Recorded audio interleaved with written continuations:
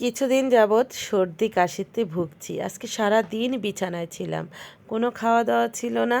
তো সন্ধ্যার পরে ভাবলাম যে কিছু তো একটা করতে হবে, যেহেতু ছোট্ট একটা বাচ্চা আছে, নিজেরও পেটে খিউদা লেগেছিল। তো যেই ভাবা সেই কাজ, উঠে একটু ডালে চালে খিচুড়ি রান্না করলাম, একটু ঝরঝরে ভুনা খিচুড়ি প্রেশার কুকারে। আর কিছু উইন্স ছিল ফ্রিজে মশলা মাখা, সেগুলো একটু ভেজে নিলাম, লাল লাল করে একটু ভেজে নিলাম।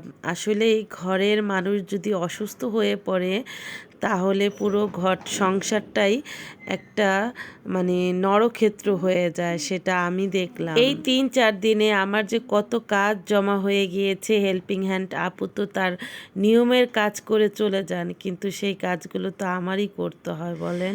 এখন একটু রান্না করে, রাত্রে সারাদিন খাইনি, এখন একটু রান্না করে ডালে চালে খিচুড়ি রান্না করলাম প্রেশার কুকারে, আর 3 পিস উইন্স ভেজে নিলাম।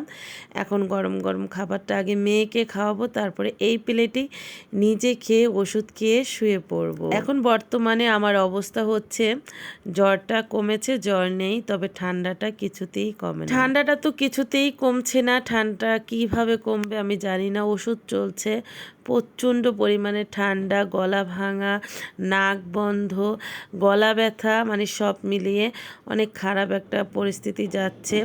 সিজন চেঞ্জ হওয়ার কারণে এই সমস্যাটা হচ্ছে, সেটা আমরা সবাই জানি। এজন্য সবাই একটু সাবধানে থাকবেন, নিজের বাচ্চাকে, নিজেকে। আর মাঝখানে কিন্তু হুমায়রারও ঠান্ডা জ্বর লেগেছিল, তো আলহামদুলিল্লাহ হুমায়রা এখন ভালো আছে। এখন আমি একটু সুস্থ হলেই সবাই একটু আমার জন্য দোয়া করবেন। আজকের ভিডিওটা এই পর্যন্তই। খেয়ে দিয়ে ওষুধ খেয়ে ঘুমিয়ে পড়বো। আল্লাহ হাফেজ, আসসালামু আলাইকুম।